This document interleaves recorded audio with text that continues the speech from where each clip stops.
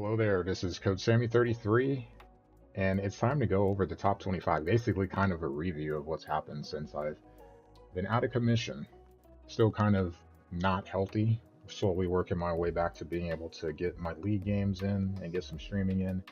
But we're going to take a look at the Block 5 top 25 results and then kind of dip into a little bit of what's going on with Tulane. So, looking at actually open up these as well. But looking at the top 25, you got Mr. Jiggy, number 1, Colorado, number 2, Georgia 3, Clemson 4, and pretty much the top 6 in order. Not much has changed. Top 7, Tennessee, working their way back up after that early season loss to Oklahoma, back in the top 10. Louisville, interchangeable 7 and 8. You got Notre Dame, UCF, and Ohio State, interchangeable from the 9 through 11 range. Old Dominion, the highest group of 5 team in the coaches poll at 12. We'll just actually look at that for a sec going down. You got Sam Houston at 15. Texas, we know that they're definitely got to get some games in. We'll see if they do. I assume they will. Sitting at 16 right now. While behind, they'd be higher if they weren't, I'm sure. Vandy, still in the top 25, coachless. You've got some Mountain West representation here. San Diego State drops to 25.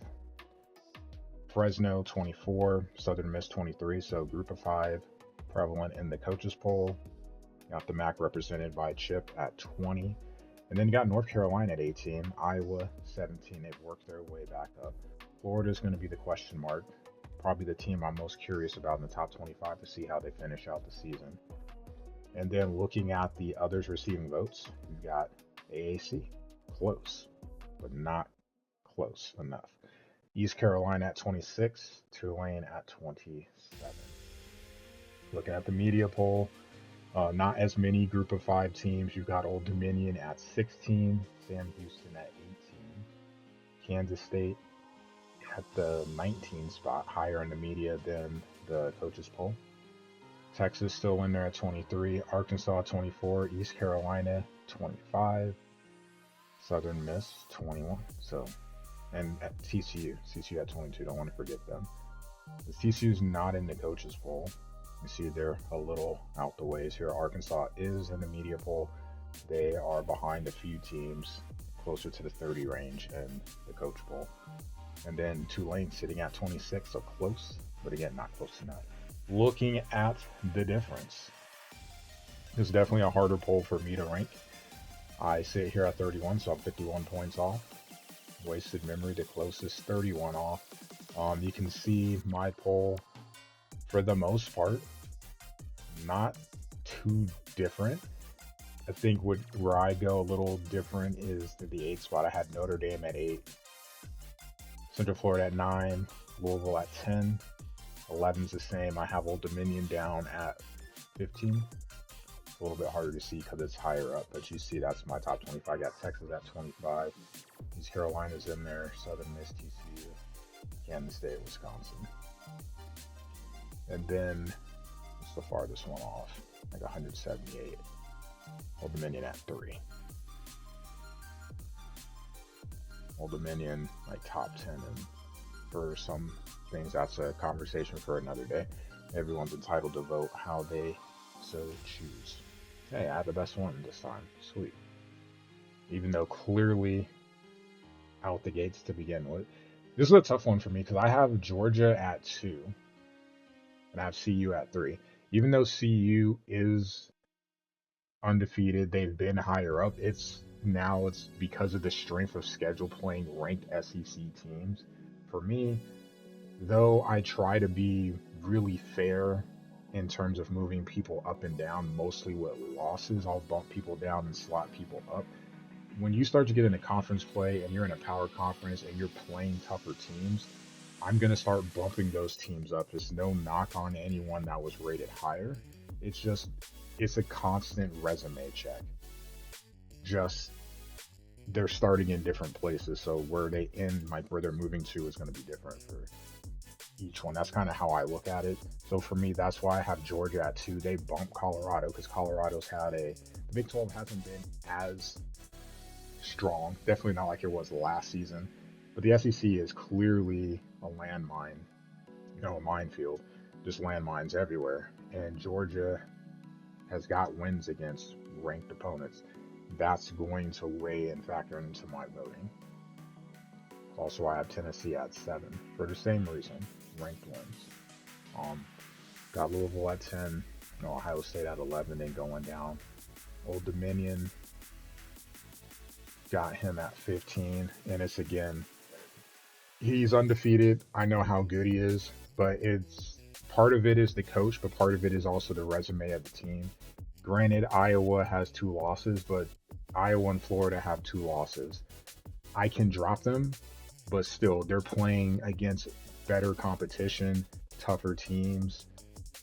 It's hard for me not to say if a team goes on a run and starts winning games to not move them up, just like, oh, ODU's undefeated. No knock on ODU at all, but again, it's a constant resume check every time I'm voting. If that's the case, if you're getting quality wins, or stronger wins, I should say, that's going to weigh in when I'm putting in my vote. It's definitely probably the fewest that I have not had, but part of it is also teams are getting caught up on games. Now, South Carolina is an interesting one for me. I don't have them ranked. I have my eye on them. And I have Texas in here. Obviously have my eye on him, but got to get the games in. Obviously, a lot goes into it. Got LSU number 1. Colorado is number 2. Look at strength of schedule. Look at the SEC. SEC is just so tough.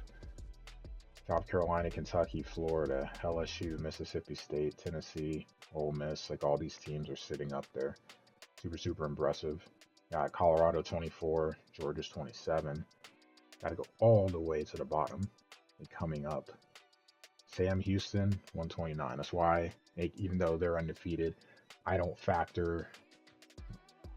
Teams will probably be jumping him in the poll. If he stays undefeated, he'll stay in the top 25.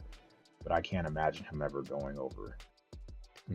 It'd be hard for him to stay in the top 20 as long as everyone doesn't start losing games. Because to me, a 2-loss power team is more than likely going to be better than in the ratings for me, poll rankings for me, than a undefeated group of 5 team, contingent on your out-of-conference scheduling. And then you got to go up a ways. We're sitting here at 100, so 100 out of 134. Tough. Old Dominion's at 85. That's why when you look at the group of 5, they don't have the toughest schedule, but if you factor in record, you're looking at other group of 5 teams.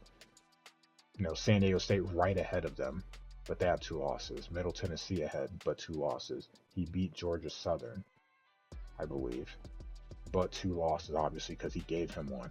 So that has to factor into UConn has 2. When you start to look at schedule, that's going to start to matter. But anyway, looking at just that's not what I wanted. I wanted the rating. Overall, we're sitting at 29. It's not bad. So I didn't play, over the last week because I've been recovering from surgery. Not too bad. I'm not going to complain about that at all. When you look at the other non-conference teams, pretty much it looks like it's a collision course for the Sun Belt. One of them goes undefeated. Whoever does will end up getting the group of 5 spot. Now I'm talking about Old Dominion and Southern Mississippi.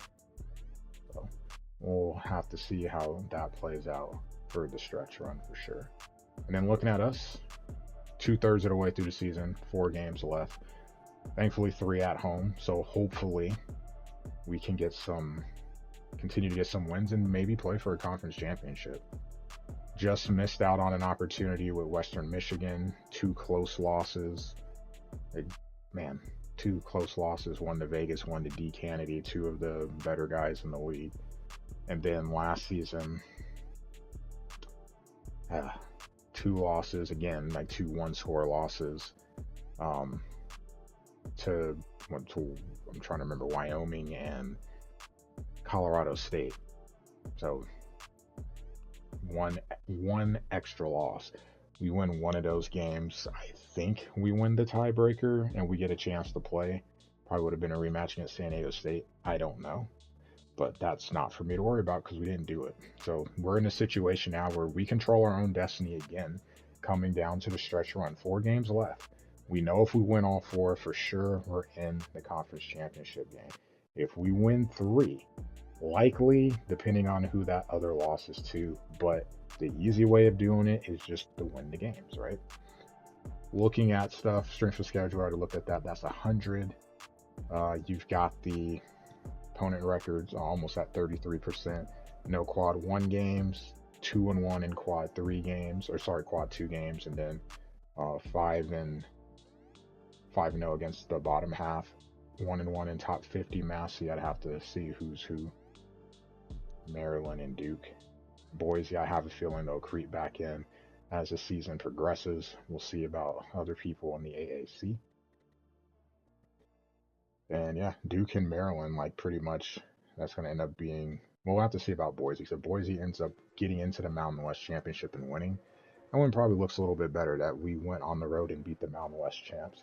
Sure, they'd have 3 losses, but still, that would be, something to add to the resume, be a conversation, and we'll see how Duke and Maryland finish out their seasons. And then just looking at us, we're getting close to that last block opening up. You'll see this later. It's February 20th. By the time you see this video, it should already be open, and some of these games hopefully will already be played. Planning on playing Temple tomorrow, the 21st. Navy, I'm sure we'll get in at some point over the weekend. I'll have to backtrack for South Florida, try again to see if we can connect to get, a game in. We've had talks, but just have not been able to get a time commit to be able to get the game in. And then Memphis, the X factor. Barkley, if he starts to get his games in, like he's got a lot to do. He's only got 2. That was at the very beginning, but if he actually is getting his games in, he's going to be a threat to win the championship in this conference, and we know that that's going to be a tough game. I mean, tougher, obviously I'm not at 100%, so we'll see how the next block goes, or the next week. I don't know if we're going to have a pause week or not. We'll have to see.